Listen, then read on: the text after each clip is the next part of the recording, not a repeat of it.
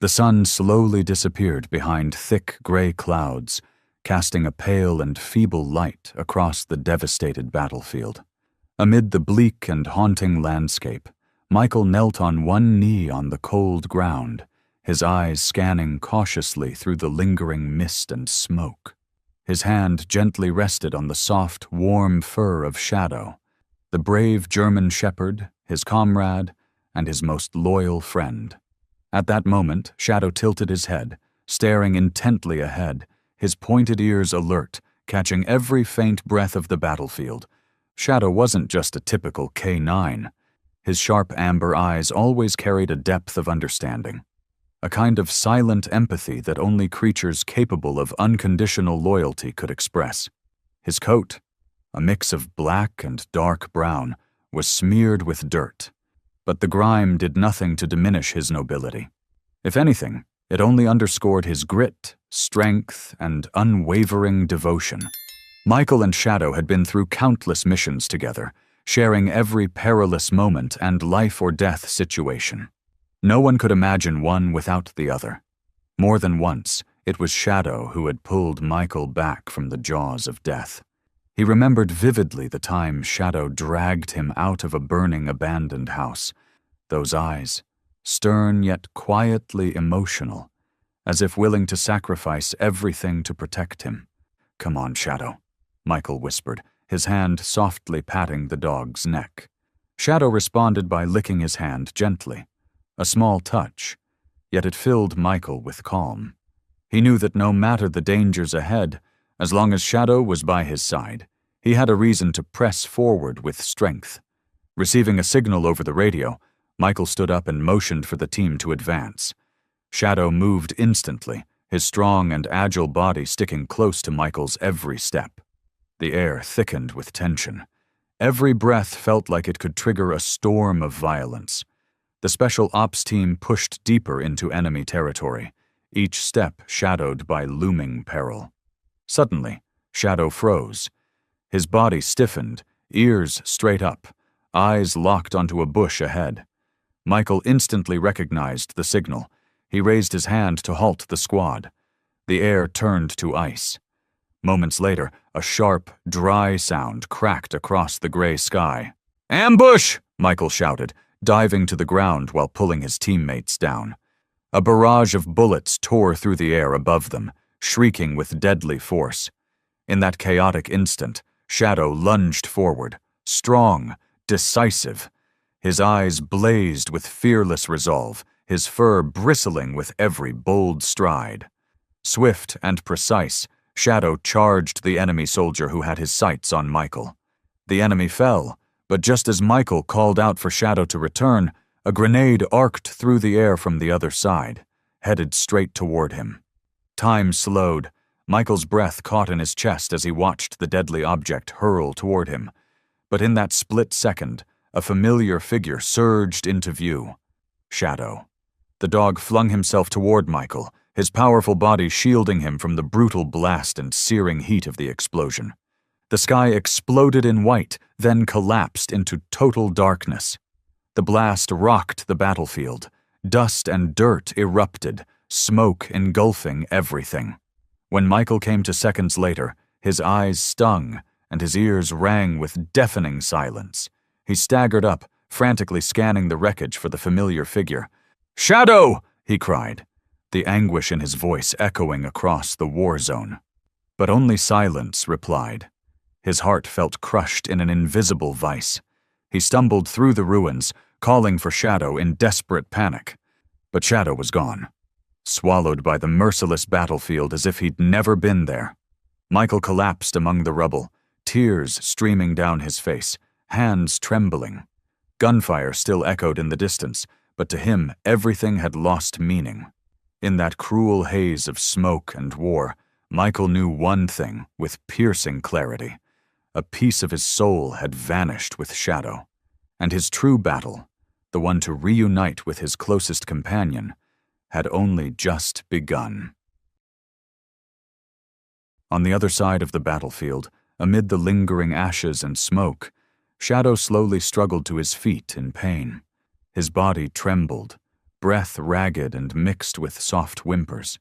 The once sleek fur was now matted with dirt and blood, and those bright amber eyes, once full of life, now reflected only confusion and deep despair. Shadow limped forward, each step riddled with pain. But what terrified him most wasn't the bleeding wounds. It was the absence of the one he considered his everything, Michael. Shadow looked back, scanning the horizon, but all around him was dust, fading gunfire, and endless night. Where was Michael? That question echoed in his bewildered, pained eyes, sending him into a panic, his breathing growing harder and more frightened. He staggered toward the site of the explosion, his keen nose sniffing the air. Shadow tried to pick up the familiar scent of Michael, the one etched into his memory since the day they met. But now the air was thick with gunpowder, scorched earth, and blood, a horrifying blend that drowned out every fragile trace of his companion. His legs trembled harder, the left side pierced by shrapnel from the blast. Each step was agony. But Shadow didn't stop.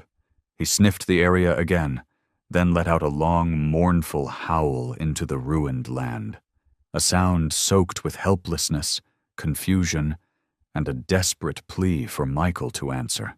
But only the distant echoes of the night responded. Shadow's instincts battled within him. One side urged him to charge toward the distant gunfire to find Michael, but his training, years of discipline, reminded him to seek safety, to survive so he could continue the search. After a painful moment of hesitation, Shadow made his decision.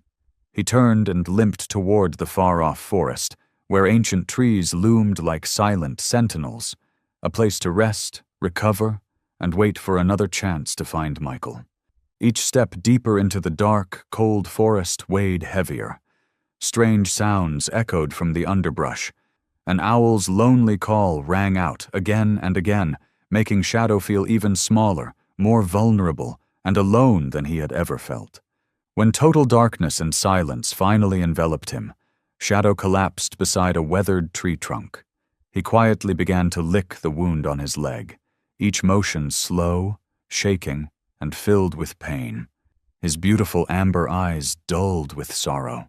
He looked up at the night sky through gaps in the leaves, as if searching for an answer he knew wouldn't come easily. Shadow missed Michael so deeply it physically hurt. Every heartbeat throbbed with memories of the peaceful mornings at the base when Michael would stroke his ears gently, or the dangerous missions they survived together, always side by side. Shadow couldn't understand the cruelty of war, the force that had heartlessly torn them apart. For the first time in his life, Shadow felt the depths of true loneliness. But deep within his wounded, loyal heart, he still held on to one thing, an unshakable belief. The belief that Michael was still out there, still searching for him, and that they would find each other again, just like before. Shadow lowered his head and let out a soft sigh, a breath that trembled in the cold night mist. His eyes slowly closed from exhaustion, but even as sleep crept in, Michael's face stayed vivid in his mind, and he promised himself, tomorrow the search would continue, no matter the cost. That first lonely night, deep in the perilous wilderness, Shadow's heart still burned quietly with a flame of loyalty, fierce love, and unbreakable faith in the bond between him and Michael. As the first rays of sunlight filtered through the small window of the military barracks, Michael remained motionless on his narrow bed. His eyes, weary and distant, stared beyond the walls, searching for something far away, an all-too familiar presence he couldn't forget. At that moment, only one thing occupied his mind: Shadow. All night, Michael had lain awake in despair, heart aching at the thought of Shadow somewhere alone in the deep forest, wounded and cold. The image of Shadow's desperate eyes, searching for him through the haze and smoke, gripped Michael's chest with unbearable pain. He knew better than anyone. Shadow would never give up looking for him. Michael sighed, his hand gently touching the worn, faded collar, once belonging to Shadow, the only object he had left to cling to, a faint echo of the warmth of his dearest friend. Memories came flooding back, vivid, piercing, and real. He remembered their first meeting clearly. Shadow was just a small pup then, with curious, intelligent amber eyes. He had looked at Michael warily at first, but quickly displayed a deep and instinctive trust. Michael had knelt, extended his hand gently, and Shadow, without a moment's hesitation, stepped forward and licked it, an unspoken vow of absolute loyalty. From that moment, a powerful bond had formed between them, unyielding and sacred. Michael recalled the cold nights in the barracks, when Shadow lay close beside him, ears perked to every breath, keeping watch. He remembered the grueling days of training, where Shadow pushed beyond his limits, overcoming each obstacle with strength and resolve that filled Michael with pride. And most of all, he remembered the moments when Shadow threw himself into danger to protect him. Fearless and unrelenting, no matter the cost. Lost in those aching memories, Michael snapped back to reality as a firm knock rang out. Captain Reynolds entered, his gaze cold and resolute. "Michael," Reynolds said sternly, "I know you're hurting over what happened to Shadow, but we can't keep searching. It's too dangerous out there. You have to accept it and move forward." Michael looked up, locking eyes with his superior. In his gaze burned a fierce, unshakable determination. "Captain," he said steadily, "Shadow wasn't just a working dog. He was a soldier, a partner who saved my life more than once. I can't, and I won't abandon him." Reynolds frowned, sighing deeply, his tone softening though still firm. "I understand your feelings, Michael, but we can't risk the entire unit over a dog, no matter how special." Michael rose to his feet, his eyes blazing with conviction. He clutched Shadow's old collar like a sacred vow. "Shadow never left me, not once. And now I won't leave him. I'm sorry, Captain, but I can't follow this order." Reynolds stared into Michael's eyes, realizing nothing would sway that fierce resolve. At last, he sighed quietly. "I can't help you with this. If you go, you'll be on your own, fully responsible for what happens. I just hope you understand the danger you're heading into." Reynolds walked out, leaving Michael alone with the hardest yet clearest decision of his life. He took a deep breath, feeling the tremor in his chest, but inside, his heart had never felt so steady. Shadow was out there, waiting, needing him, and Michael knew, whatever it took, he would find him. He dressed in his uniform and carefully packed his gear. In every movement, every glance, there was unwavering belief, an unbreakable loyalty to his four-legged friend out there in the wilderness. As he stepped outside the barracks, Michael looked up at the vast sky. He clutched Shadow's collar tightly in his hand and whispered like a prayer from the heart. "Shadow, wait for me. I'll find you, no matter what it takes." The warm rays of morning light touched his determined face, illuminating the conviction, the sincere bond of friendship, and the unshakable belief within him. Because Michael knew some connections in life are so precious, we'd give everything to protect them. And the bond between him and Shadow was the most precious of all. Nothing could shake it. At the very moment Michael stepped out to begin his search for his beloved companion, deep in a remote, desolate forest, Shadow trudged on with tired steps, seeking even the faintest warmth in the chill of dawn. Stray beams of sunlight pierced through the canopy, falling gently onto his matted, dusty fur, faint glimmers of light, yet filled with hope. Shadow knew, somewhere out there, Michael was trying just as hard to find him, but loneliness and despair had started to weigh heavily on Shadow's small, weary heart. His wounded leg still throbbed with each painful step, but the physical pain was nothing compared to the crushing feeling of isolation in this cold, unfamiliar forest. He paused beside a small stream, drinking to soothe his thirst, then raised his eyes to see his reflection in the still water. Those deep amber eyes now held a sorrow that only those who've lost their most beloved can understand. Suddenly, his ears perked, his body tensed. He heard soft footsteps and low breathing approaching. Shadow backed away, alert, his gaze fixed in the direction of the sound. In this forest, any noise could mean a deadly threat. From the depths of the shadowy woods, a familiar figure slowly emerged. A senior German shepherd with a long scar across his face, eyes weathered but calm. Shadow blinked in astonishment, his heart pounding. It was Rex, the lead dog who once commanded their K9 unit before they were separated by the chaos of war. Behind Rex, more dogs began to appear. Familiar faces Shadow thought were lost forever. Bruno, the strong, spirited young dog with sharp eyes, Luna, the clever, swift female who had worked closely with Shadow, and Rocky, the tough dog with a tender heart. Each bore the marks of battle, the scars of hardship and courage. In that moment, time seemed to stand still in the silent forest. Their eyes met, filled with joy and overwhelming emotion. Rex stepped forward, touching noses with Shadow gently, as if to say, "We're here now. You're not alone anymore." Shadow let out a soft whimper. Part joy, part relief. He stepped closer, allowing each of them to sniff him, partaking in the familiar ritual that reunited them as kin. A warmth returned to Shadow's heart, a sense of belonging, of hope. He looked up at the pack, and his eyes gleamed with a new light, the light of unity, friendship, and belief in a better tomorrow. From that moment on, Shadow was no longer alone. He had found his family again, his comrades who had once fought side by side through countless dangers. These lost K9 soldiers quickly formed a true pack, bound by loyalty, ready to protect each other and survive in this treacherous forest. Under Rex's wise leadership, they built a hidden shelter in a secret cave tucked between thorny bushes and towering rocks. Each member had a role. Bruno and Rocky patrolled, Luna tended to wounds, and even Shadow, though weak, used his sharp hearing and keen nose to help defend the shelter. At night, the pack huddled together to stay warm, sharing every bit of precious body heat. During those moments, Shadow always curled up beside Rex, quietly whining in gratitude as the older dog gently licked his injured leg.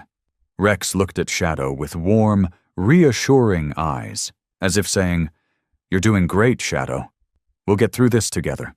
In the darkness, a distant wolf howl echoed through the night, a reminder of the danger lurking. But this time, Shadow didn't tremble, because now, by his side, was not just a pack of brave dogs, but a true family, each one ready to protect the others to the very end. Still, deep in Shadow's heart, a void remained, one that no reunion could fill, the missing presence of the one he loved most, the companion who had always been there. Shadow gazed toward the distant horizon, where he knew Michael was out there, thinking of him, searching for him every day. He told himself that no matter the hardship, his pack would survive. And one day, he would be reunited with Michael, to walk beside him again, just like the old days.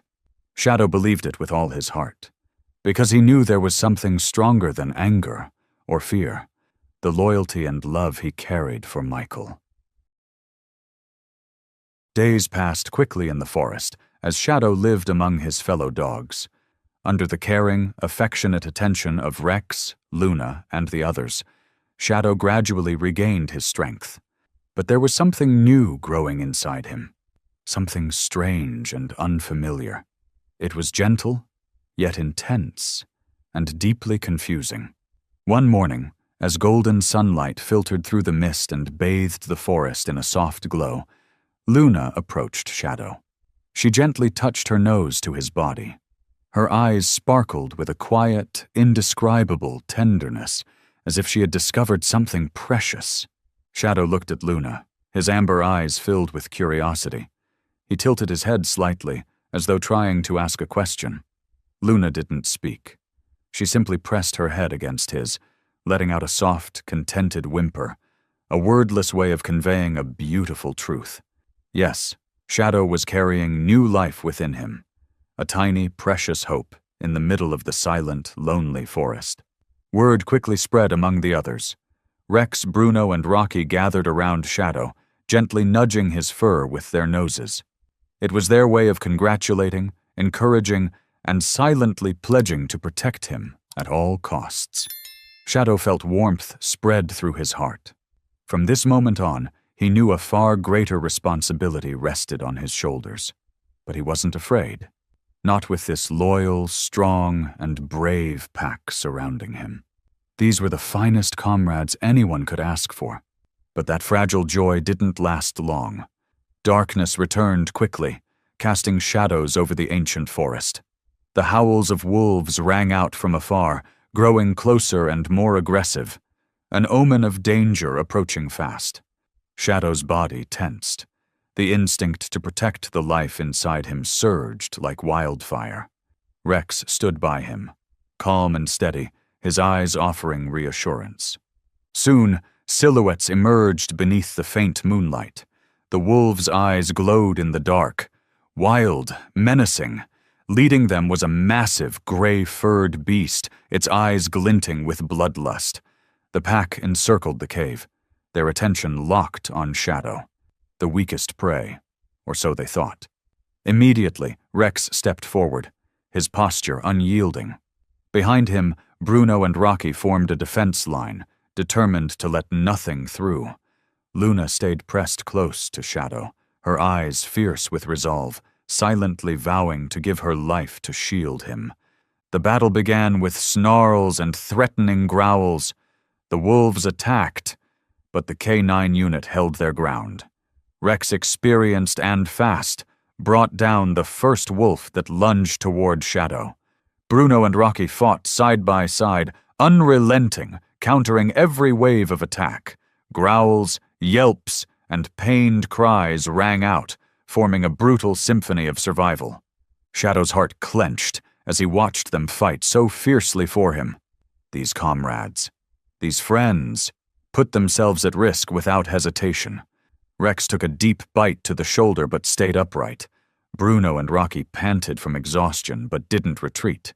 Luna shielded Shadow with her entire body, refusing to move away. At last, the wolves retreated, defeated by the relentless unity and courage of the K9S. Silence fell over the forest again, broken only by heavy breathing, unhealed wounds, and looks exchanged with love and pride. Shadow moved to Rex, gently licking his wound in silent gratitude. In that moment, their bond had never been clearer or more moving. Though scarred and bleeding, their hearts beat as one, loyal and fierce in their love for one another. Shadow bowed his head and placed a paw over his belly as if passing warmth and strength to the tiny lives within. No matter what dangers lay ahead, he knew he wasn't alone. Around him were friends, family, and guardians ready to face anything together. He lifted his gaze to the sky and whispered a silent message to Michael, somewhere far beyond the trees. "Michael, wait for me. I will survive. Our children and I will survive. We will see each other again." It wasn't just a promise to Michael.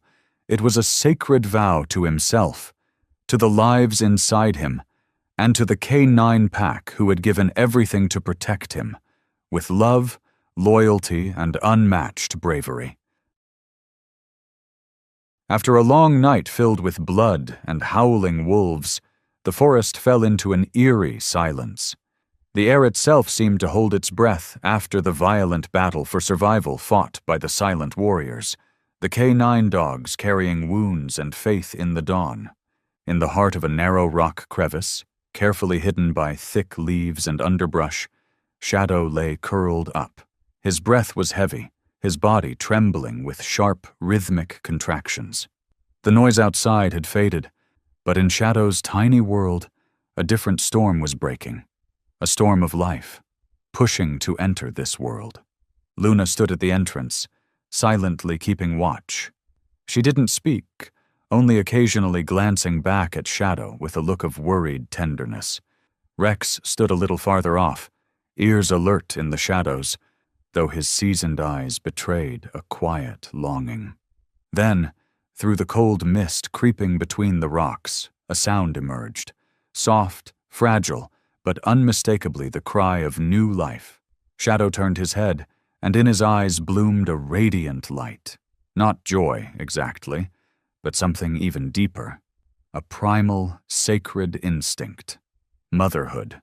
A tiny pup, eyes still shut, with a patchy white and light brown coat, nestled against Shadow's warm belly. The little one whimpered softly, inching toward its mother's warmth. Shadow licked the pup's head gently, each slow stroke an attempt to imprint that fragile breath into her soul. In her eyes shimmered a tenderness that no longer belonged to a soldier, but to a mother who had just found a new reason to survive. This pup, he was everything that remained after the destruction, the sorrow and the wandering. That's why Shadow gave him a name. Hope. Hope wasn't just a name. It was a reminder that no matter how long the darkness lasted, no matter how much war tried to take away, life would always find a way to return. Hope was proof of love's endurance, of loyalty's strength, and of the desperate, beautiful will to begin again. From that moment, Shadow changed. Fear was no longer about death or pain. It was about losing hope. And so the love she felt for this tiny pup wasn't just a mother's instinct. It was a deep transformation of everything Michael had once given her. Protection, compassion, and the promise never to be abandoned. Shadow no longer left the cave. She even refused to rest when Luna offered to take her watch. When Hope slept peacefully against her belly, Shadow would gaze out through the cracks in the rock toward the distant sky, where Michael must also be watching, holding on to the same longing. Shadow would press her nose to Hope's head, as if passing on every memory, every piece of loyalty, and the unwavering belief that father and child would one day meet. Even Bruno and Rocky began to change. These dogs, once defined by discipline and combat, now moved gently when approaching the pup.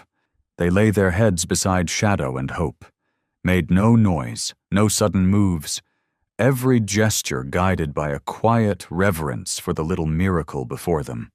One night, as wolf howls echoed again in the distance, Shadow pulled Hope close, wrapping the pup in her warm fur and her thin, battle-scarred body. Her eyes remained fixed on the shadows outside, but her heart had transformed completely. She was no longer just a K-9 who had fought beside Michael. She was a mother now, a living flame protecting the last ember of faith. And with that fragile flame, no matter the danger, Shadow made a vow to herself. Even if it costs me my life, I will protect Hope. He is the one thing I've never lost. Outside, the forest wind screamed through the rocks, cold, fierce. But inside that tiny cave, nestled against the chest of a dog who had braved fire and war, a new life breathed its first breaths, peaceful, warm, and full of hope. While Hope curled up peacefully in the warmth of his mother's fur, his breath as soft as spring wind brushing past Shadow's ears, many miles away, Michael was silently pushing forward through rugged, damp terrain, eyes fixed on a patch of freshly disturbed soil near a small stream. He had been traveling for 3 straight days, eating minimally, sleeping lightly on cold stone. Yet never once did he abandon the faith guiding his heart. Every heartbeat echoed with a single image. Shadow's amber eyes, intelligent, but always carrying a special gentleness Michael had never found in any other. He believed Shadow was still alive, somewhere in this vast forest, waiting for him with undying loyalty. And so Michael's every step now followed not just his compass, but a strange intuition from the heart, an invisible tether no war could sever. The sky was misty, the wind sweeping low across the earth, bringing with it the familiar musky scent of the deep woods. But beneath that, something new, fragile, fresh, the smell of something recently born. Michael froze. He crouched, ear close to the ground, every sense heightened. And then the silence shattered by a tiny cry. Soft, weak, like a voice from a being that hadn't yet learned how to tell the world it existed. Michael stood still, chest tight. It wasn't an illusion. Again, the sound came, faint but piercing, threading itself deep into his soul. Without thinking, he sprinted toward it, each stride urgent yet precise, eyes wide with tension. The jungle shows no mercy, least of all to a fragile life crying out in the dark. Pushing past tangled branches and mossy roots, Michael suddenly stopped. At the foot of a low cliff, the sight before him stole his breath. A tiny puppy, mud-covered and shivering beneath the trees.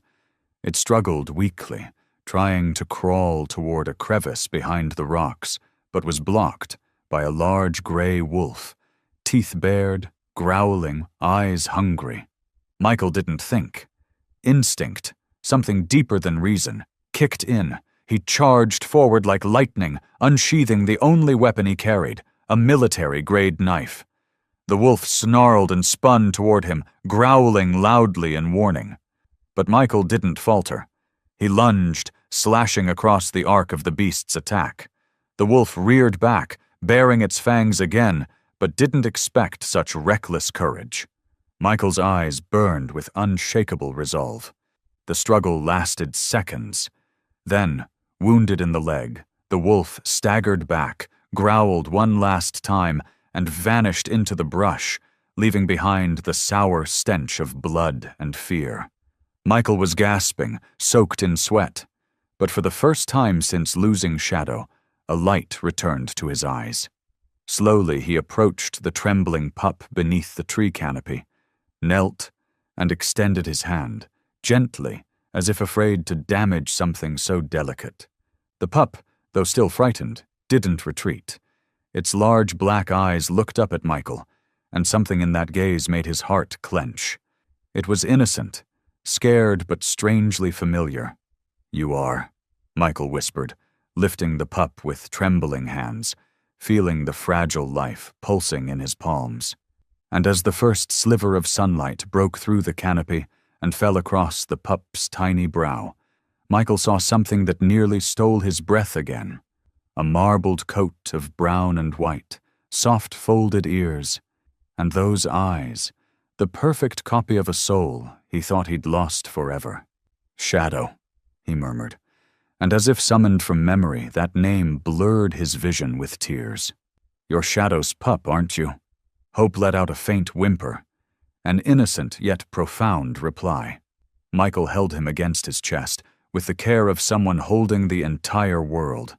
In that instant, all the pain, the despair, the war-hardened numbness melted away. In the cold, dangerous forest, Michael had found something miraculous. A lifeline to his lost friend through a voice too small to speak, but loud enough to be heard by the heart. Michael still knelt on the forest floor, holding the small pup close, feeling the fragile tremors of life within the little chest that had just escaped death. Hope had stopped crying, soothed perhaps by the warmth and safety radiating from the arms of a stranger, or rather, from someone carrying the same blood as his mother. Michael couldn't tear his eyes away. Every feature of the pup's face brought Shadow's image back, as if the entire world had been distilled into this tiny form. But just as the moment seemed sacred, peaceful, a faint sound from behind made Michael freeze. A branch cracked, leaves rustled, touched by something moving. He turned. From all directions, shadows emerged silently from the trees. Eyes gleamed in the misty haze, flickering behind trunks, and then step by step, the K9 pack came into view, forming a tight, calculated circle. Michael slowly rose, keeping Hope close in one arm, the other hand dropping instinctively in a defensive posture. His heart beat faster, not from fear, but recognition. These were not wild wolves. They were shepherds. K9s. Trained soldiers, once part of a unit. But now their eyes weren't friendly. They stared with caution, even suspicion. Each dog kept equal spacing, bodies tense, ready. The silence became suffocating, like a taut string, one wrong note from snapping. Michael didn't move. He understood. These weren't dogs under human command anymore. These were survivors, feral, disciplined, and territorial. His presence, holding a pup, might read as a threat. Hope stirred. Still unaware of the tension, he turned toward the familiar silhouettes and let out a tiny cry, a call from instinct, reaching for his mother. And as if summoned by that cry, a figure stepped slowly out of the trees. Michael recognized the gait before he saw the face. That poised, cautious stride, ears angled forward, amber eyes lit like fragments of memory walking out of the past. Shadow. She moved slowly, not in joy, not in haste. Each step carried the weight of war, pain, separation, and a mother's protective instinct. The pack immediately parted, forming a corridor through the ring. Shadow stopped about 3 meters from Michael. The air thickened, and every leaf's fall amplified. Michael didn't speak. He gently bent down and placed Hope onto the soft moss. The pup whimpered softly, then wobbled forward, instinct pulling him toward the familiar form. Shadow watched Michael, unreadable. Her gaze held hesitation, a flicker of disbelief, the look of one who had loved, lost, and learned not to hope. Michael said nothing, because with them, words had never been needed. Shadow lowered her head and took a few more steps. Hope reached her, nuzzled into her chest, and let out a soft, muffled squeal. She licked his forehead, but her eyes never left Michael. Then, without warning, she stepped forward. Just one step, but it changed everything. The pack behind her shifted, alert. Shadow raised her head higher. Her gaze shifted, from doubt to recognition. And then, in a fleeting second, her body softened. Ears dropped slightly, and in her amber eyes, the soft glow of memory returned. Michael could no longer hold it in.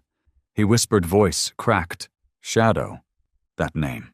Like a heartbeat reborn. Shadow whimpered, then bolted forward, not cautious, not guarded.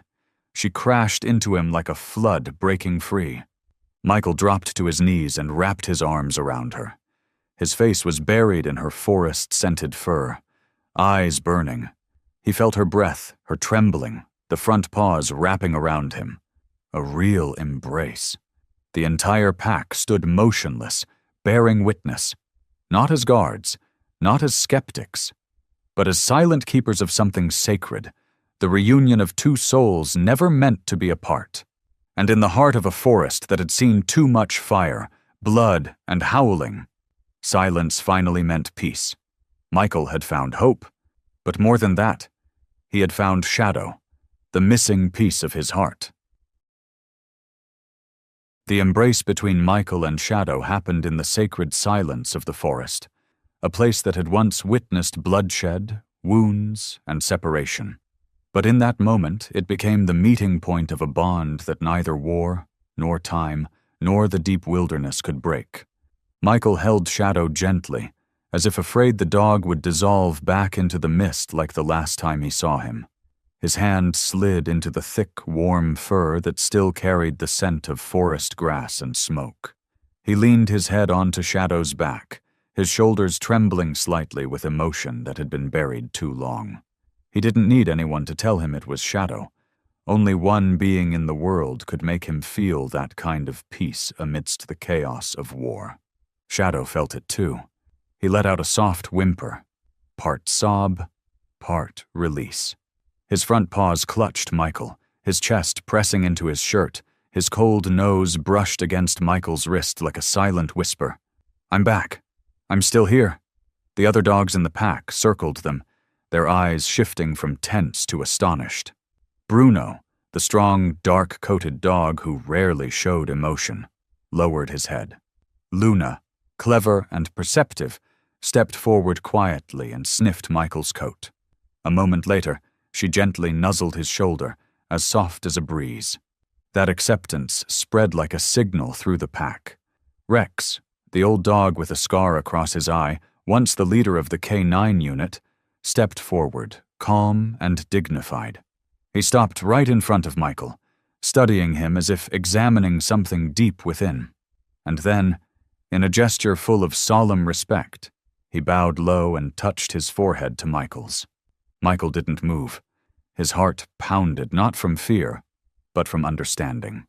This was a ritual, not a human one, but a rite of honor, reserved only for those who were truly one of them, a part of the family. The rest of the dogs began to close in, no longer circling or keeping distance. They moved around Michael and Shadow, each one lowering their head, whimpering softly.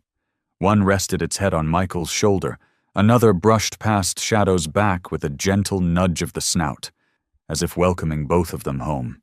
In the center of that circle, the small pup, Hope, still lay quietly on the jacket Michael had spread beneath the leaves. He didn't seem afraid. His jet-black eyes watched the moving scene in front of him. And then, as if sensing something sacred, Hope rose on unsteady legs, toddled toward Shadow, squeezed into his mother's embrace, and curled into her chest, as if offering his tiny body to share in this reunion. Michael stroked Hope's back, then wrapped both Shadow and the little one in his arms. He said nothing. He didn't have to. That moment spoke louder than words. All the pain, the endless search, the sleepless nights hovering between despair and hope, it had all led to this miracle. Luna lay down close, resting her head on Michael's legs. Bruno stretched out on the other side, eyes half closed in quiet assurance.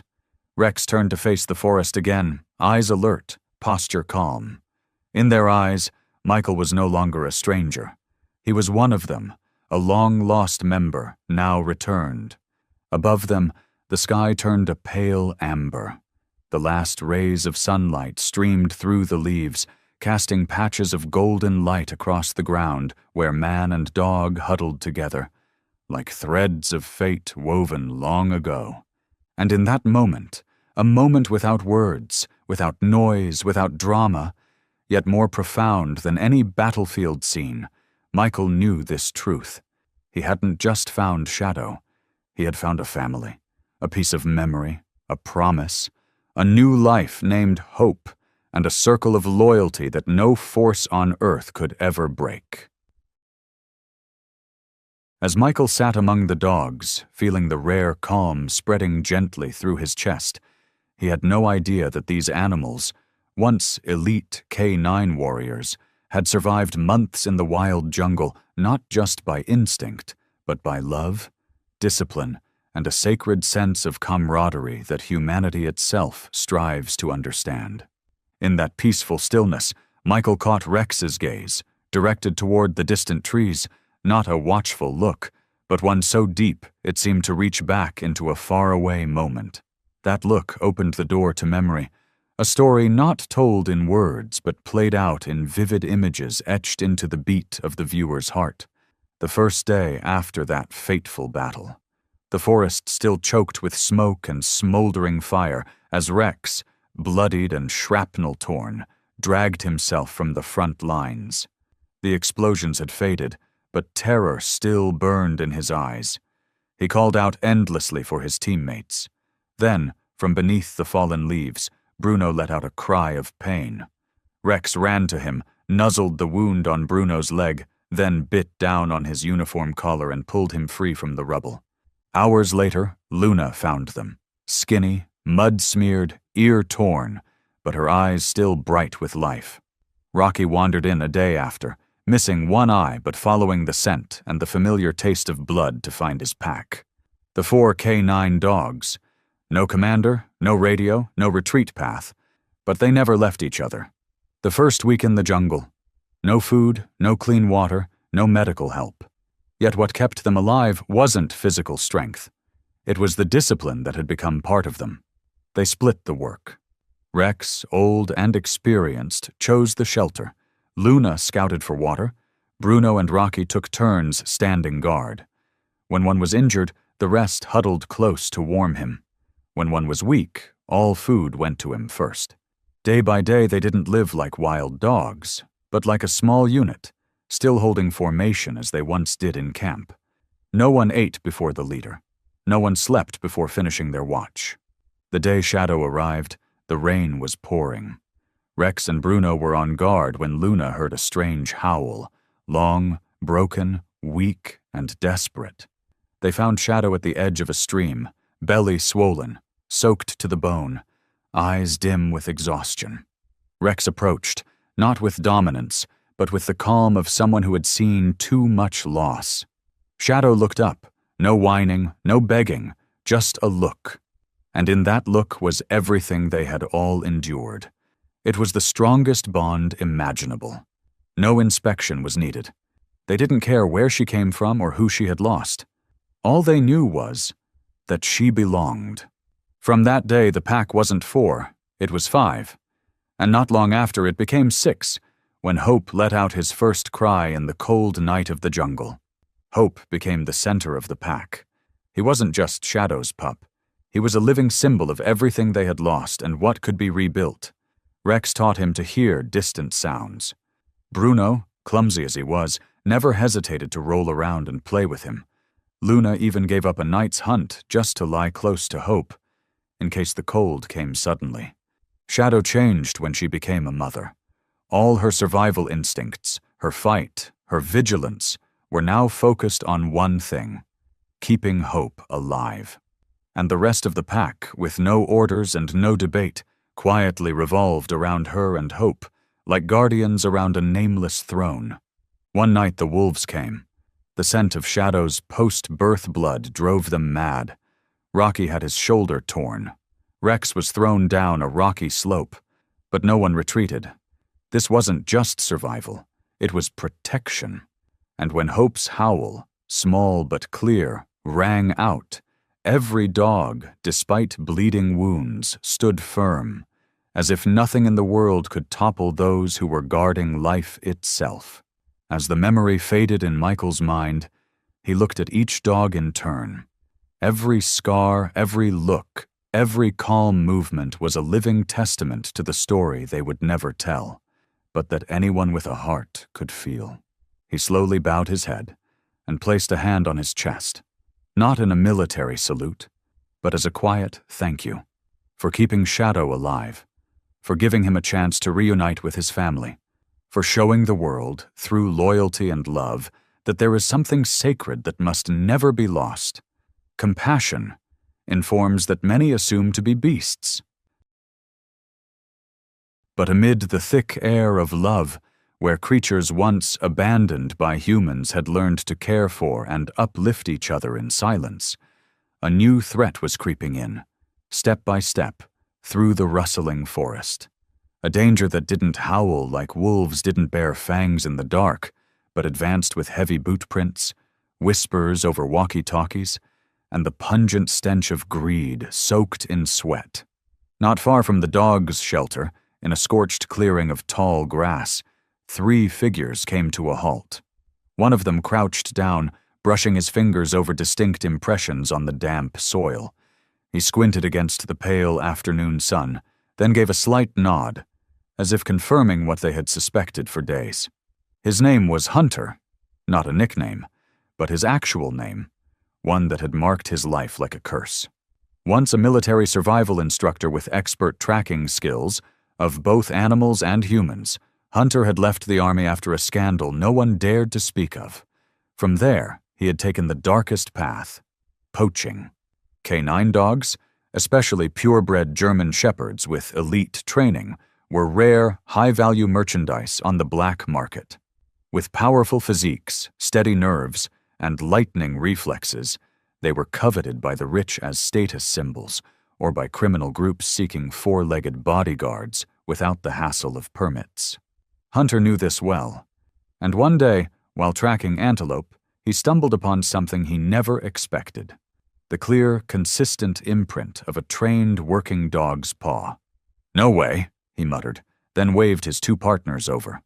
The 3 began following the trail, step by step, reconstructing the movement of a free-roaming K9 unit from soil marks, bird droppings, and claw scrapes, piecing together a silent map of motion. Hunter said nothing more, but in his cold eyes, currency calculations had already begun to churn with each footprint the dogs left behind. On the other side of the forest, not far from that very spot, where layers of rotting leaves formed a thick cushion over the earth, Shadow suddenly looked up. He didn't bark, didn't growl, but something in his gaze shifted. Luna, lightly playing with Hope, lifted her head at nearly the same moment. Her ears twitched back.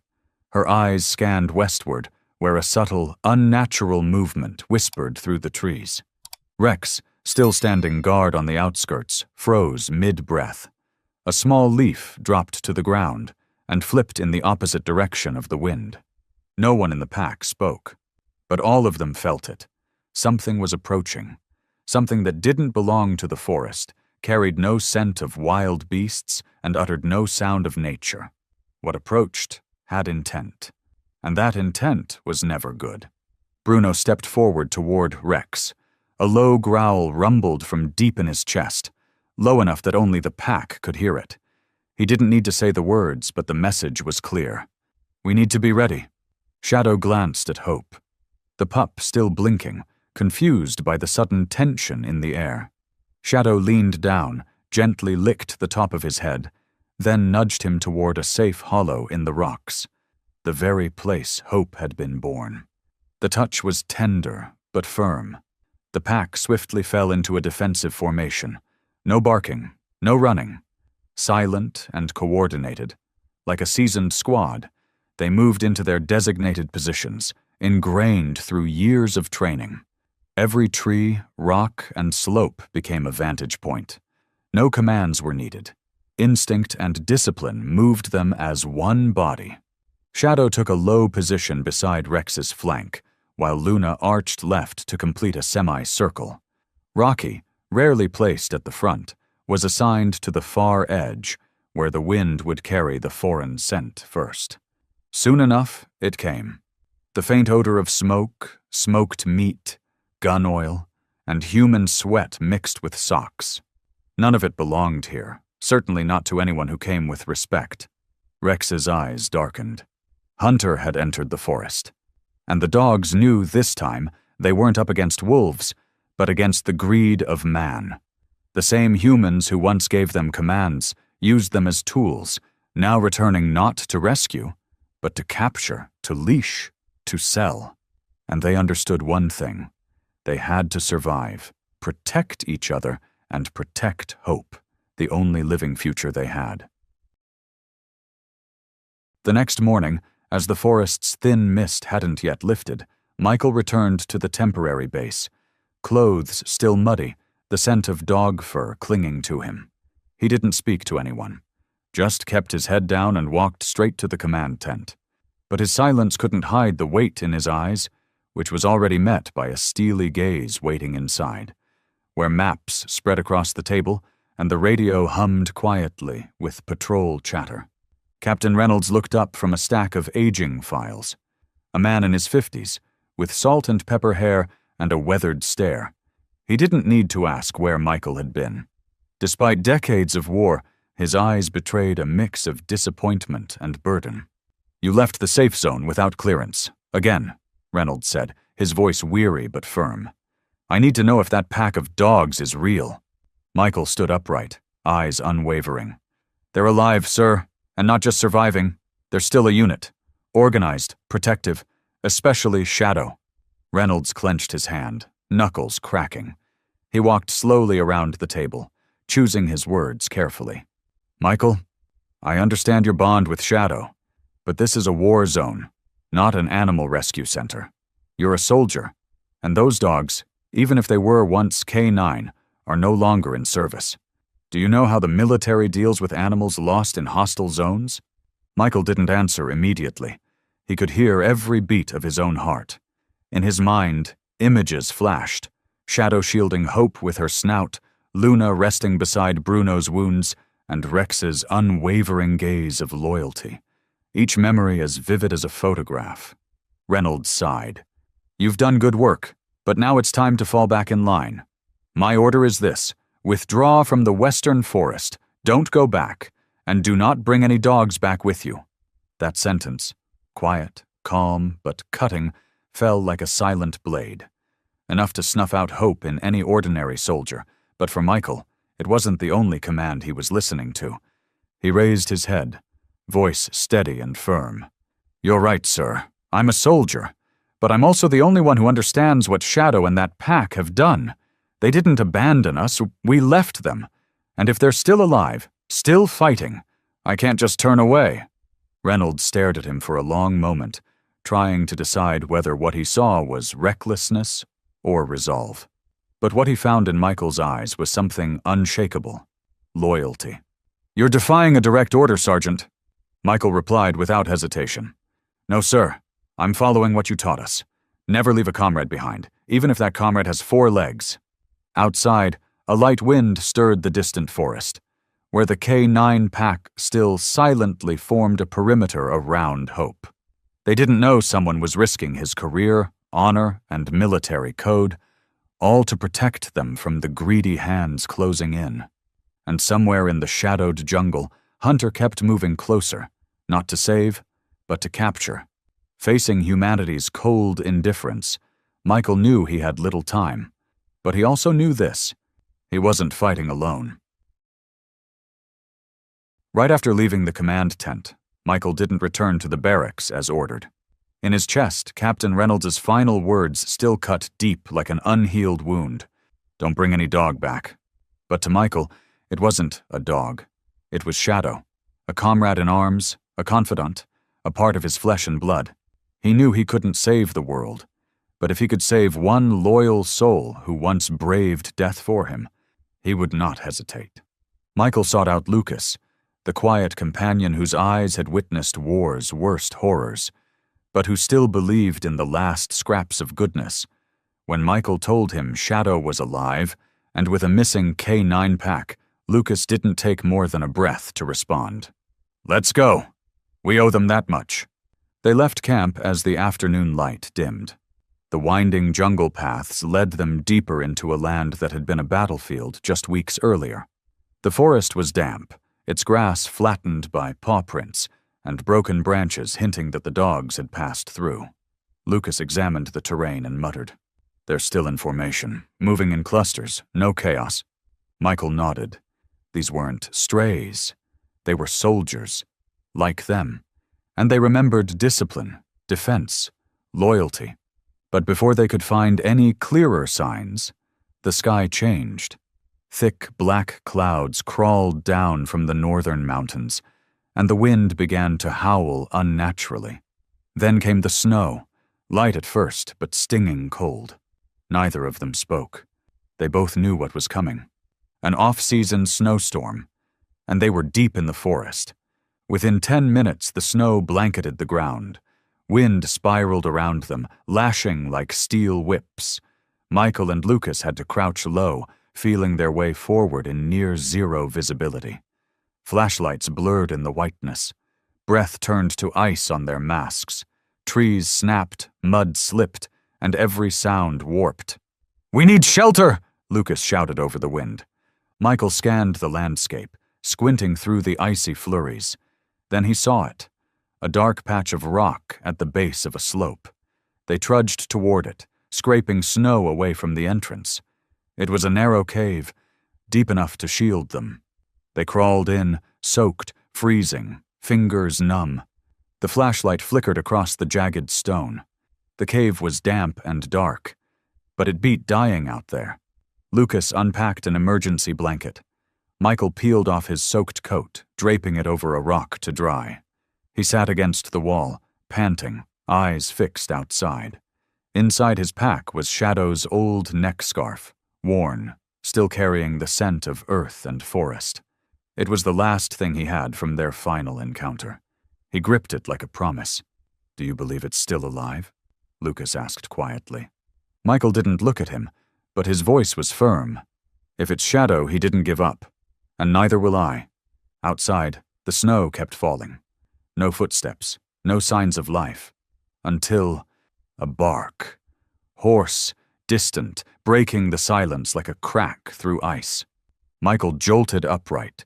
A surge of adrenaline coursed through him. He rushed to the cave entrance, ice slicing his face. He aimed the flashlight toward the forest, where the sound had come from. This time it came again. Closer. A low, short bark. Unmistakably K9. Lucas scrambled up beside him. "Is that Shadow?" Michael didn't answer. He only breathed heavily, tears blurred by wind, or something deeper. Then, through the trees, swaying in blizzard winds, a shape emerged, slow but unwavering. Shadow. His fur was snow-covered, soaked through, but his eyes, they burned bright. He stood there, not rushing forward, just staring. Then, unexpectedly, he howled, long and low, a call to his unit, and from behind the bushes, Rex, Luna, Bruno, and 2 other dogs emerged, forming a perimeter around him. The pack had found them, in the middle of a blizzard. Michael didn't know what miracle led them there, how they had tracked the cave's scent through chaotic winds. But in that moment, he understood. Some friendships need no words. Some souls are so loyal that they find their way, even through whiteout storms and the scars of war. To Michael, the storm was no longer a threat. It was a doorway, leading him back to the pack, to those 4-legged friends who had never once abandoned him. As night fell, the jungle braced itself under the breath of early winter. The air, already cold, began to whistle through dead trunks like ghostly flutes. Distant birds fled for cover, leaving the sky hollow. In the depths of that forest, inside a narrow cave where the K9 pack had once sheltered, Shadow froze.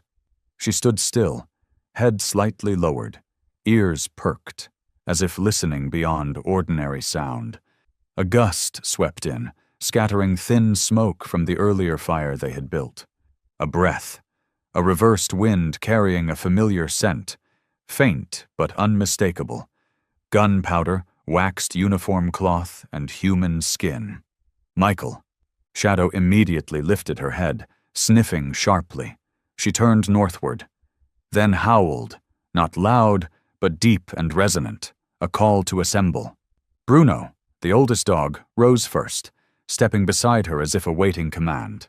Luna, her sleek black coat dusted with snow, darted out from the shadows, eyes anxious but resolute. The others lined up behind them, each one understanding. Shadow had sensed something beyond instinct, something tied to every battle they had survived, and every day they had wandered. A man they once called comrade. Shadow didn't wait. She shot forward, lean and fast, cutting through snow like a shadow against the white. The wind whipped her face, icy shards slashing like blades. But she didn't slow. The K9s followed in silence. No orders were needed. In that stillness, they all knew that this was a rescue mission. The storm worsened.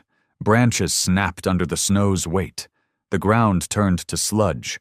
Streams began to freeze. Every step was a war between survival instinct and loyalty that no bark could express. But Shadow, even with her old wound in her back leg flaring up, didn't falter once. Bruno braced himself to shield Luna from sharp gusts on the slopes. Kira, the smallest, kept checking behind to make sure no one was left behind. In their eyes, urgency and resolve, like soldiers lost for too long, now finally finding the road home. Each dog bore a story of survival, but together they were a chorus of unity, and the one who could make that chorus sing again was Michael. As they neared the rocky outcrop where Michael and Lucas huddled, Shadow stopped suddenly. She sniffed deeply. The scent was clear now. Beneath the snow, boot prints, a scrap of sweaty waxed fabric, and a faint sound. Snow shifting, a breath, a human life holding on. Without waiting, Shadow surged forward. She howled, loud, echoing across the woods, not a cry for help, but a location beacon, the call of a soldier seeking their squad on a white battlefield. The forest replied, a flicker of light at the cave's base, a staggering figure at the entrance. Michael, he thought he was hallucinating. In the exhaustion and frostbite, he couldn't tell dream from real. But then, those eyes, that limp, that gaze, unmistakable. Shadow, he whispered, voice cracking. Then she ran to him. No bark, no growl, just pressed her head into his chest. Michael dropped to his knees, holding her like a piece of himself long thought lost. His tears melted into her snow-wet fur. Her warm breath met his neck, confirming, "I'm still here." Behind her, the pack appeared. Rex approached Lucas and gave a short bark, like a greeting. Luna lay down, shielding the cave from the wind. Bruno sat beside Michael, eyes wise and calm. Hope, Shadow's pup, safely escorted, wriggled into his mother's embrace, trembling but safe.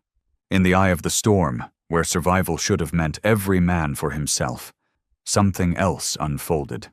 The K9 pack, once lost, had reunited. They had found the human they once followed, not out of duty, but out of unconditional love. In that moment, Michael whispered, "Thank you for not leaving me behind." And as if in reply, Shadow gently touched his hand with her nose, a gesture between those who never needed words. In a snowbound jungle, it wasn't man saving dog or dog saving man. It was loyalty, saving them all.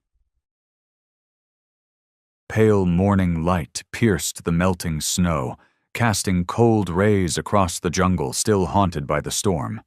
Michael cradled Hope tightly to his chest, moving slowly along a narrow path leading back toward the base. Behind him, Lucas gripped his semi-automatic rifle, eyes locked on the tree line. Shadow walked beside Michael, her fur matted with mud and snow, ears erect, her whole body tense like a drawn bow. The K9 pack, once presumed lost in combat, now moved like a seasoned special ops unit. Kira ran on the left, Bruno guarded the rear, while Luna and Rex spread out to form an outer ring of defense. But they didn't know they were being watched. Hunter sat inside an abandoned wooden shack, barely 300 meters from their route. He set down his binoculars, a sick gleam flashing in his stone-cold eyes. "They're headed right for us. It's now or never," he said flatly, signaling to the 3 armed men beside him. Dressed in camouflage, armed to the teeth, they spread out silently like phantoms.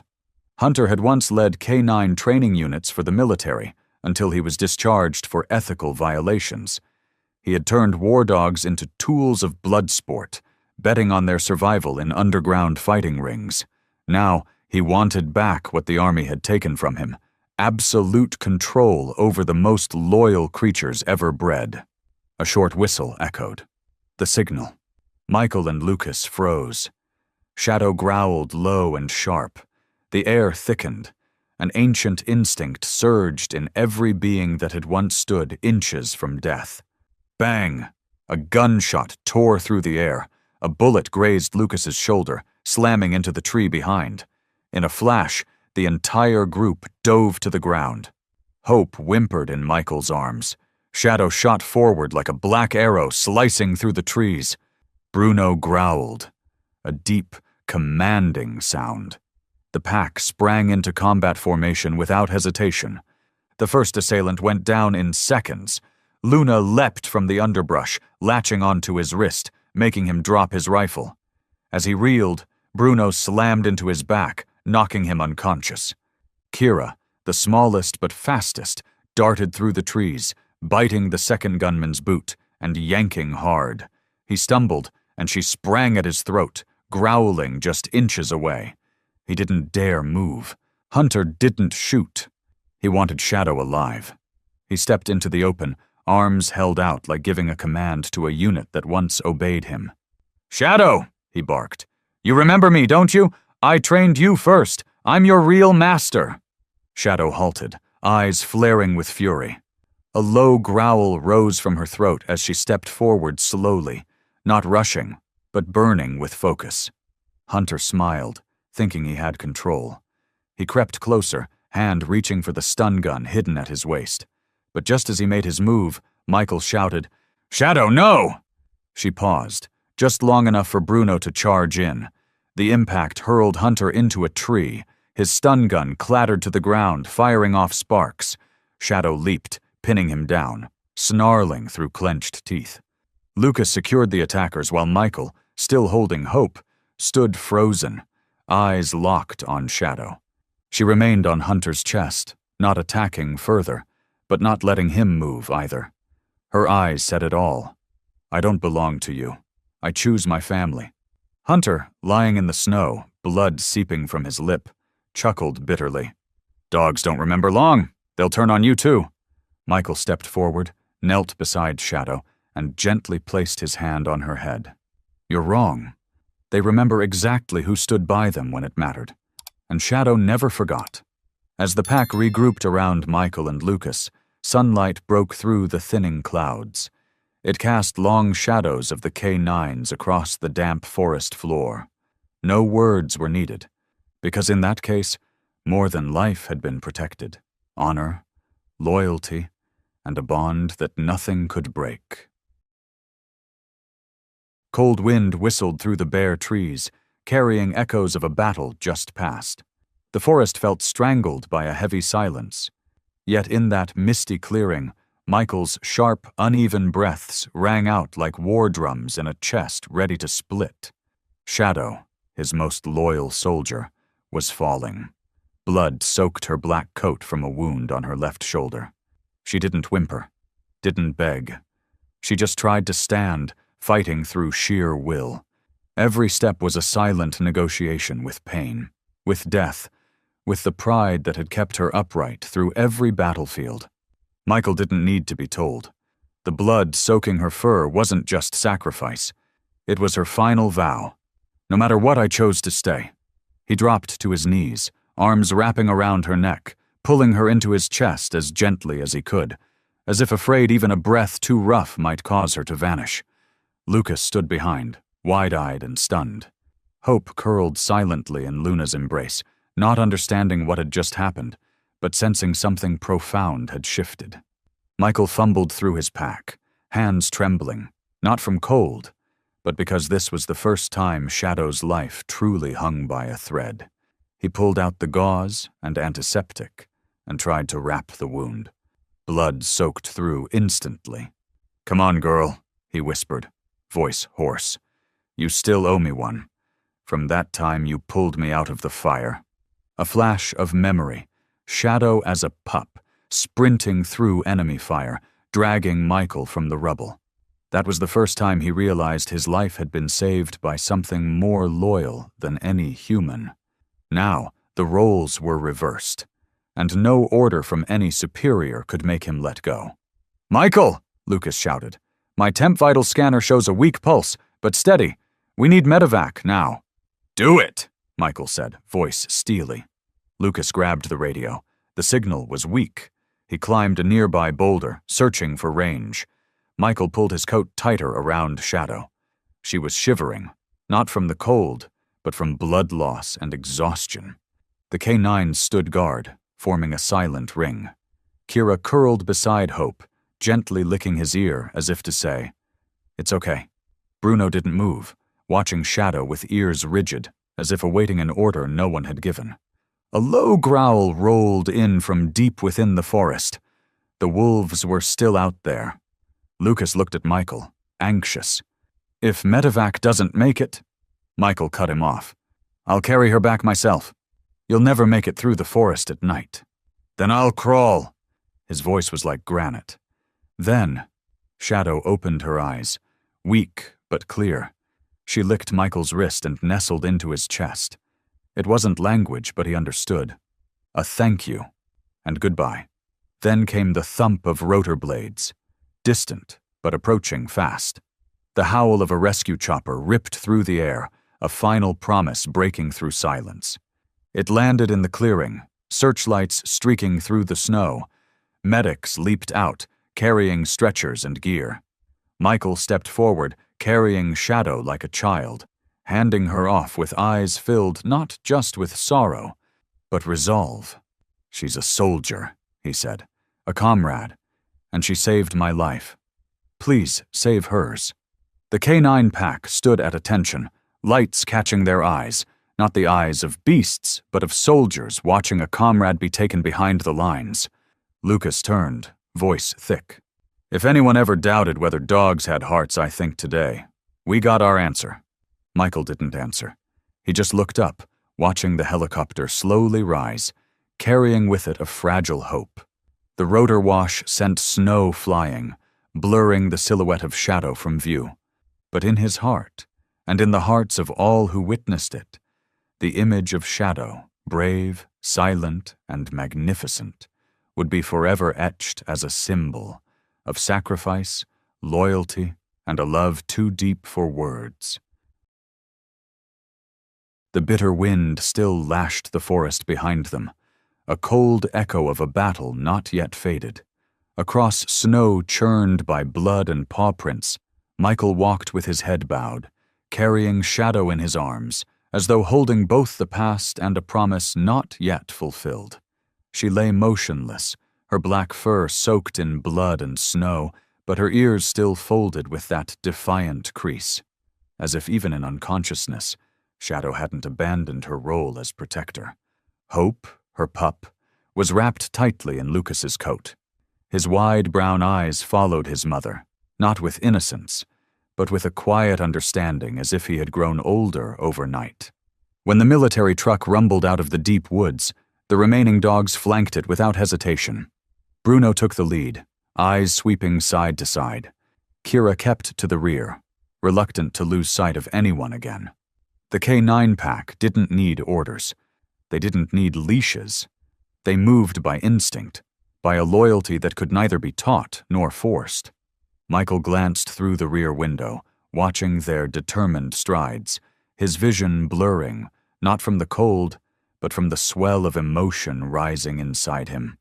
The gates of the base loomed through the mist. The guards at post froze in disbelief as the K9 unit, soaked in snow, marched alongside an incoming medical evac. The siren of the field infirmary blared, and soldiers rushed to assist, but none dared touch Shadow. Because in Michael's arms, she wasn't just a wounded animal, she was a warrior, returning from a war. Outside the makeshift surgical tent, Emily, the base's veterinary officer, was already waiting. She wasn't in her usual white coat, but in weather-worn gear, red-brown hair tied tight. Her eyes locked onto Michael's, then on Shadow, and without a single question, she understood everything. "Bring her in. Now." Her voice was sharp as a scalpel, but her hands, when lifting Shadow, were gentle as a mother's. The operation lasted nearly 4 hours. Outside, the dogs circled the tent, unmoving. A few soldiers tried to disperse them for safety, but when Bruno let out a low growl, not threatening but commanding, no one came closer. Inside, Emily and her team worked non-stop, cleaning the wound, removing shrapnel from Shadow's shoulder, stopping internal bleeding, and administering fluids. The damage was deep, but the heart was untouched. The nerves were intact. Michael never left the hallway outside. His hands were stained with blood, not his, but hers, from when he'd pressed hard to stop the bleeding in the forest. Hope nestled inside his jacket, letting out tiny whimpers, sounds that anchored Michael's strength. When the door finally opened, Emily stepped out, surgical mask damp with sweat. But her eyes glimmered with hope. She's alive, lost a lot of blood but a strong heart, lungs untouched. Reflexes are still there. Now it's about recovery. Michael collapsed to the bench like someone surfacing after a deep dive. "Thank you, Emily." She placed a firm but comforting hand on his shoulder. "Shadow isn't just a dog. She's a soldier. And no soldier gets left behind." That night, the recovery room glowed with the soft light of a yellow lamp. Shadow was wrapped in clean blankets, IV lines trailing from her hind leg. Hope curled against her chest, eyes wide open, afraid, perhaps, that sleep would erase everything. Michael sat beside her, silent, watching. Outside, the K9 pack lay scattered like sentries at their post. No orders, no sound, because loyalty doesn't need commands. And when the first light of dawn filtered through the canvas, brushing golden warmth over Shadow's black fur, Michael leaned in and whispered, "Welcome home, little girl." A soft exhale rose from Shadow's chest, and her tail moved, just once. But it was enough to say she had returned, in body and spirit, to continue the chapter she began with those she loved. After surviving that first miraculous night, Shadow's body remained too weak to move, but her breathing had steadied. slow, rhythmic, alive.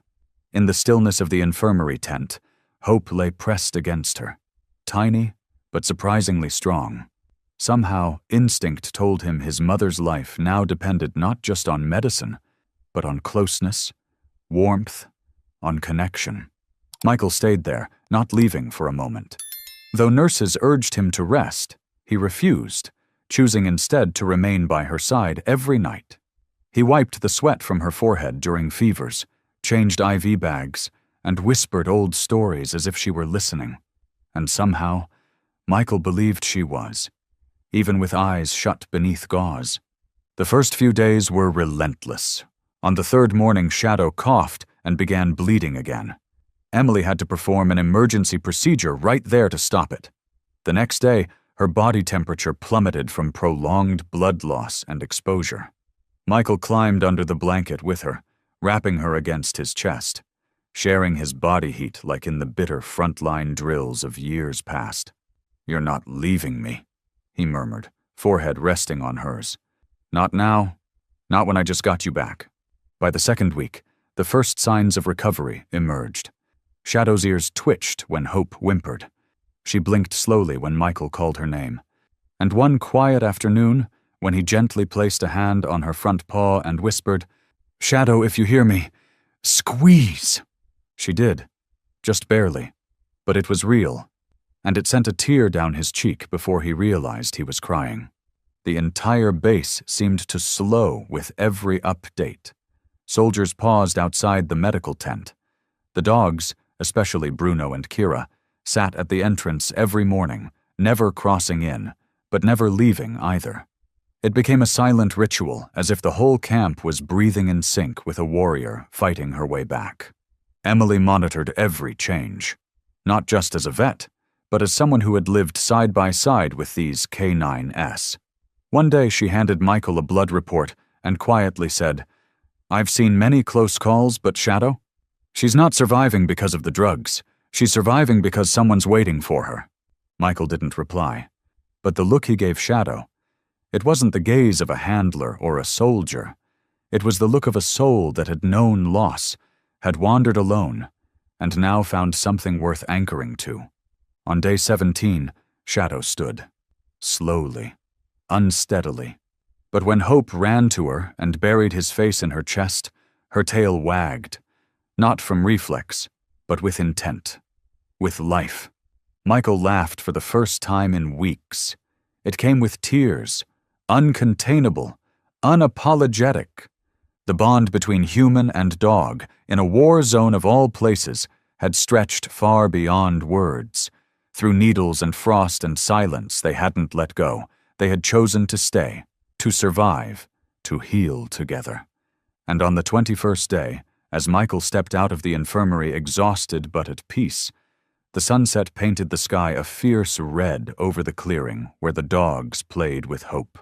Shadow lay in the grass, her head resting against Michael's leg. She had returned, not as a wounded soldier, but as something irreplaceable as family, where love always begins with sacrifice. When the first morning after the thawing snow stretched the sunlight across the camp, the air carried a strange feeling, peaceful but full of meaning. The birds began to return, perching on the barbed wire fence, the sky so clear as though it had never known the smoke of battle.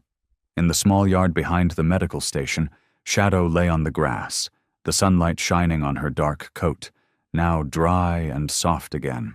Hope carried a small stick in her mouth, running in circles around her mother, while Bruno and Kira observed from a distance, occasionally nodding like old guards watching over a world that had just regained its peace. Michael sat a few steps away, holding his crumpled notebook, his eyes fixed on the scene before him. He wasn't writing anything. He just watched, like a survivor learning how to trust in good things again.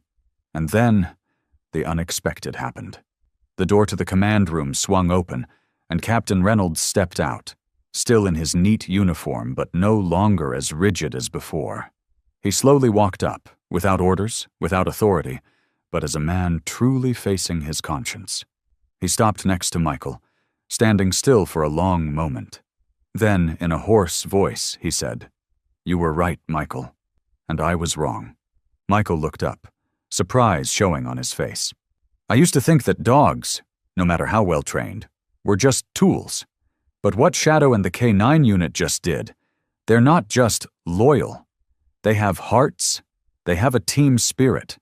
And more than that, they've taught me a lesson that I never thought I'd learn in my 30 years in the military."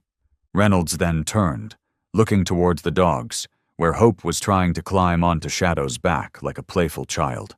"They don't belong to that forest, nor just to the battlefield.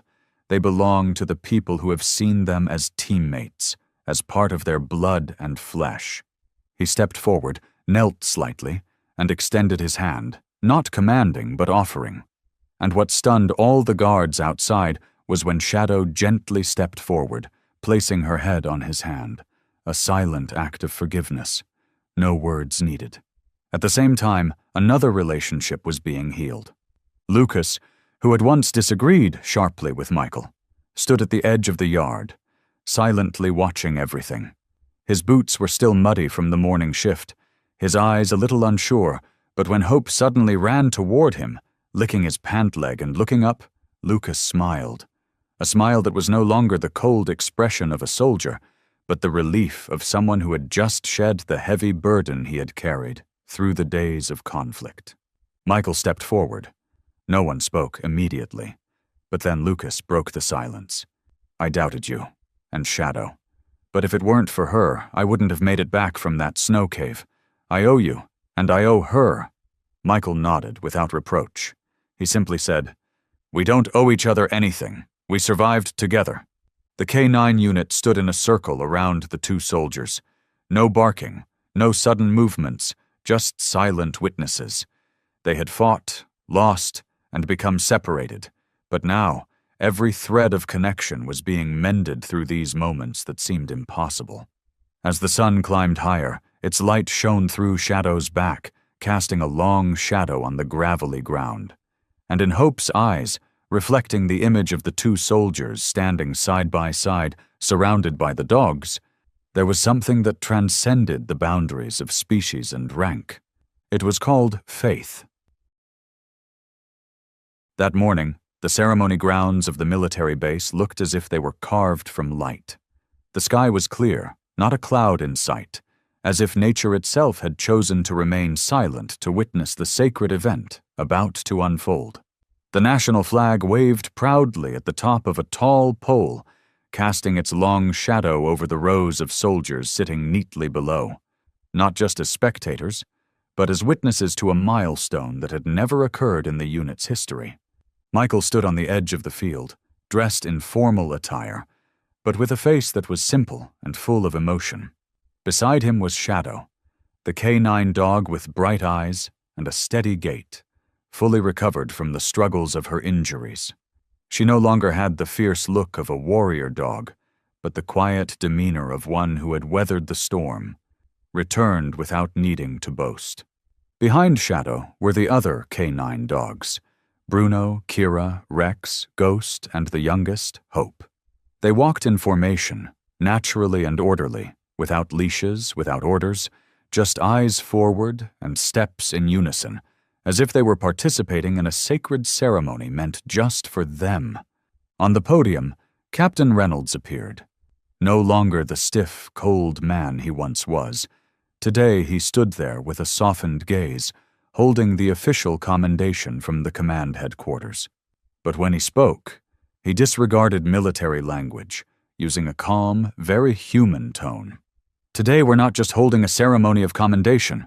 We are rewriting a page in history, where loyalty doesn't carry insignia, and warrior spirit doesn't come from the academy, but from the heart."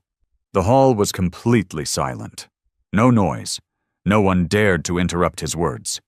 Shadow, and the K9 unit that went missing during the battle, did not just survive. They reorganized, fought, lived, and protected each other like a real unit deep in the forest. They didn't need orders, they just needed a reason to remain loyal, and that reason is love. Then Michael was invited to speak. He slowly walked up to the podium, his gaze touching each member of the K-9 unit, as if he were calling out to his own heart. Then he didn't look at the crowd, didn't read from a paper. He simply looked down at Shadow and whispered the first words, "Thank you for not giving up." Then he turned back to his comrades. I used to think I was the one controlling Shadow, but in the forest, when there were no commands, no rules, it was she who led the way.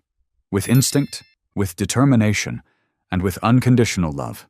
When I was buried in the snow, it was Shadow who led her pack to find me. When I was in despair, it was she and the other four-legged friends who showed me that not only humans understand the concept of family. He paused, his eyes reddened. I lost a friend in the war, but I found a family in the beings I once called service dogs. I don't call them that anymore. I call them teammates. The crowd erupted in applause, not in a rush, as for a victory, but in slow, heartfelt claps, like bidding farewell to an old silence to embrace a new truth. Loyalty doesn't wear human form. Emily, the veterinarian, stepped forward to present a special honor badge to Hope, the puppy born amidst the war and saved in the freezing snow. A small ribbon around Hope's neck held a silver medal, engraved with the words, "Born of courage, raised by love." As for Shadow, she was awarded the highest honor ever given to a non-soldier, the golden star symbolizing absolute service. Michael bowed his head as he placed the medal on Shadow. She didn't understand the ceremony, but when she raised her head, her eyes quietly met Michael's, and she gently rested her head on his chest, a moment that left even the seasoned soldiers silent. Suddenly, as the ceremony was nearing its end, something unusual happened. The entire pack of dogs moved into the center of the field, forming a circle around Michael and Shadow. A silent circle, no barking, no heavy breathing, like a private ritual of their own. Hope lightly jumped onto her mother's back, then jumped off again, the light reflecting on her smooth coat, symbolizing the sacrifices made to preserve what mattered. Reynolds watched the scene, then turned to the audience. We will tell the story of today, not as the day one soldier was honored, but as the day an entire unit was recognized with hearts. But far deeper in the forest, a signal device had just been activated again. This signal wasn't from the military, and in the darkness, a pair of cold eyes narrowed. Hunter, the man who had never forgotten the old shame, had returned. Time passed, and winter gave way to the gentle light of early spring. In the training field behind the base, a familiar yet emotional scene was unfolding once again. This time, however, Shadow was no longer the student, but the teacher. Hope had grown much more than the image of a tiny pup that once curled up against her mother's belly in that cold stone cave. Her smoky-colored fur shimmered with silver under the morning sun, her legs still unsteady, but already showing the strong build of a future warrior. Hope was not only Shadow's daughter. She was a living memory of everything Shadow had overcome, a testament to life blossoming out of death, and a symbol of faith preserved through the darkest days. Michael often arrived at the field early, holding a small notebook that didn't contain training orders, but instead daily journal entries. Every jump Hope made, every time she hesitated, every time she turned to search for her mother's gaze, he recorded it, as if afraid of losing any moment of the miracle unfolding before him. Shadow did not use barks to teach her daughter. She used her eyes, deep, resolute, and full of affection. When Hope made a mistake, she didn't get angry. She stepped back, repeated the task, and patiently waited for Hope to understand. No one trained Shadow to do this. Perhaps it was Michael, when he once stood by whispering, "Teach her the way I taught you, with love." One day, Hope's first test was set, simulating a rescue mission in a collapsed building. Hope stopped at the narrow tunnel, the space pitch black, ahead of the simulated sounds of a person crying for help. Hope trembled slightly. For the first time, she had to go without her mother by her side. Shadow stood outside the entrance, her gaze fixed and unblinking. Michael held his breath.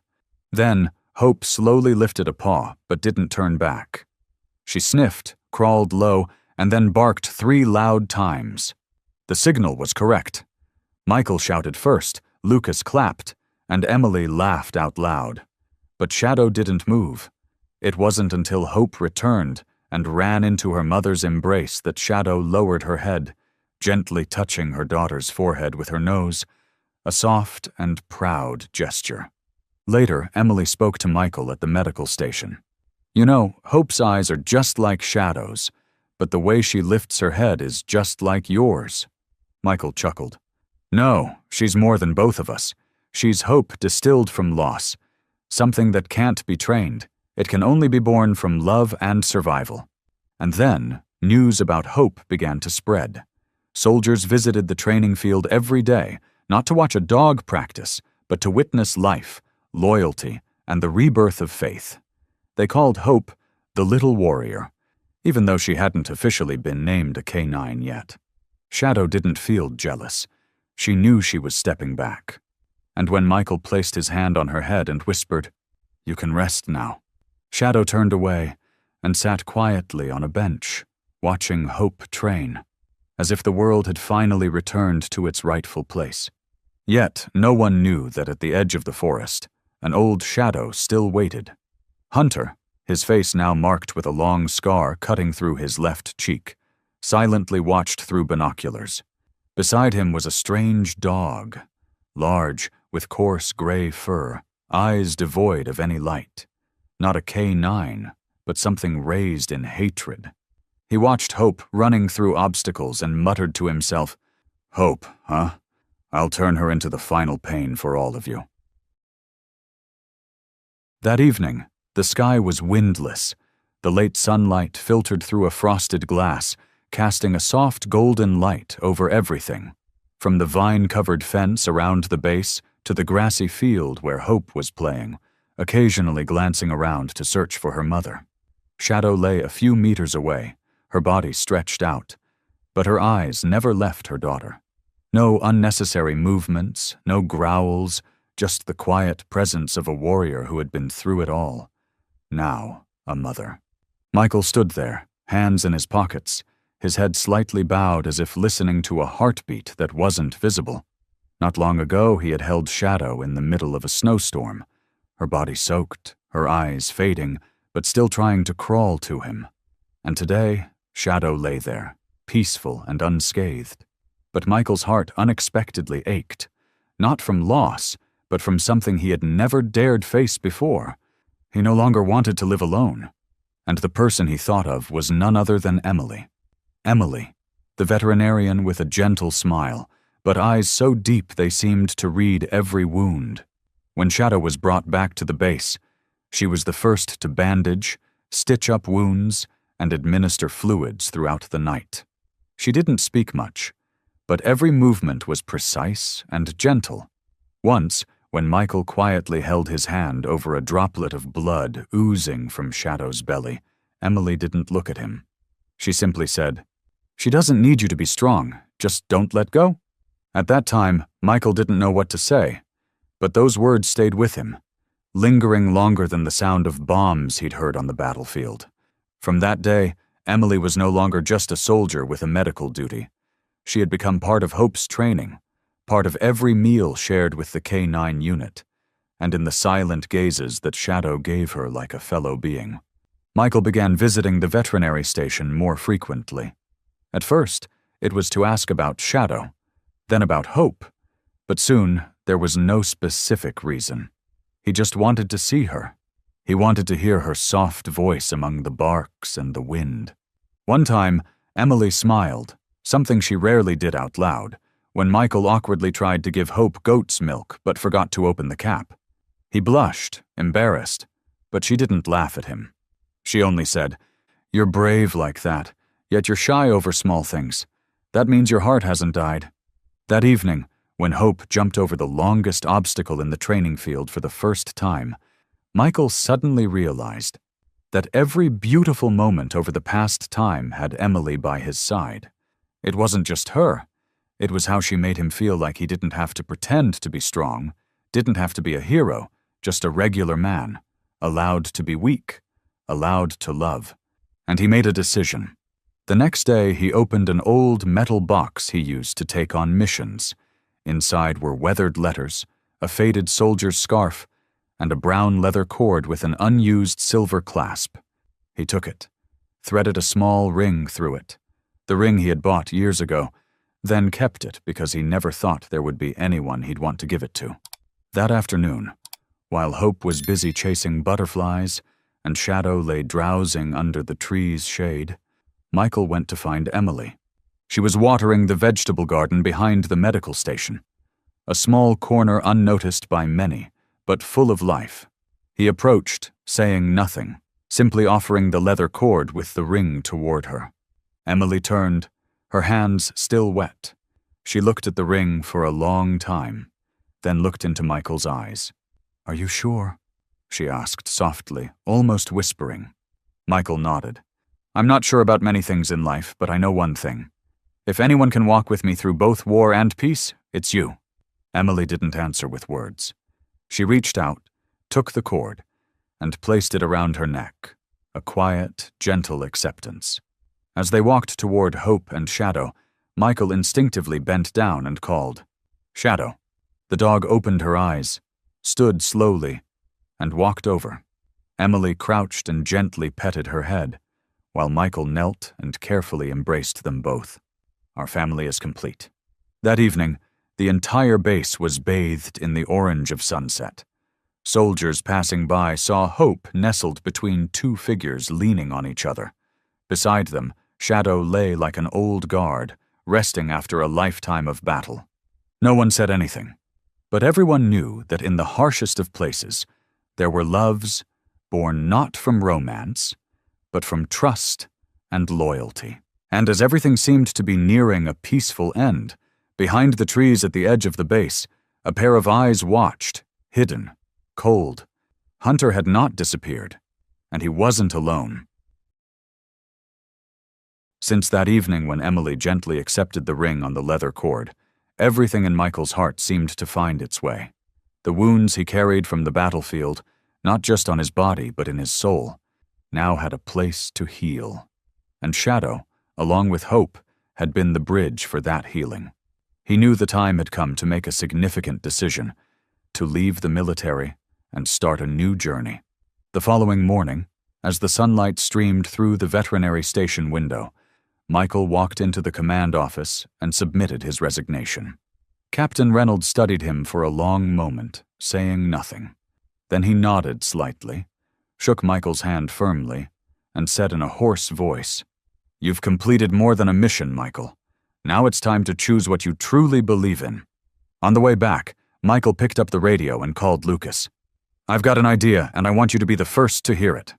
The idea had been brewing for a long time, but now it was finally ripe. A center for retired canine dogs, silent warriors who had risked their lives on the battlefield, only to be forgotten in cold corners of the camps, or, worse, discarded because they were deemed no longer useful. Michael could not accept that. To him, Shadow was family, and any canine dog deserved a home when they grew old, filled with love, not cold commands. Lucas didn't hesitate when he heard Michael's proposal. He laughed heartily and slapped Michael on the back. "You know, you're good at being a soldier, but you're even better at being a healer." That very afternoon, the three of them, Michael, Emily, and Lucas, set to work.